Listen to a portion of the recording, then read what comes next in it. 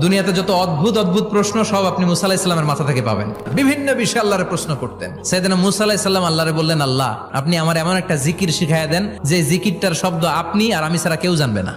দিনে রাতে সব সময় এই জিকির আমি করব, আপনারে ডাকবো, কিন্তু শর্ত হলো এই জিকিরটা জানবে শুধু আপনি আর জানবো শুধু আমি। আল্লাহ বললেন, মুসা পড়ো লা ইলাহা ইল্লাল্লাহ।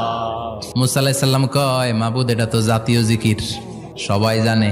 আমি তো চাইছি এক্সেলেন্ট একটা জিকির, কারো কাছে নাই, শুধু আমি জানবো আর আমি পড়বো। আল্লাহ বললেন, মুসা এই লা ইলাহাকে যদি এক পাল্লায় রেখে দাও, তাম বিশ্ব, সাত আকাশ, সাত জমিনটারে তুলে যদি তুমি আরেক পাল্লায় রেখে দাও, লা রাজা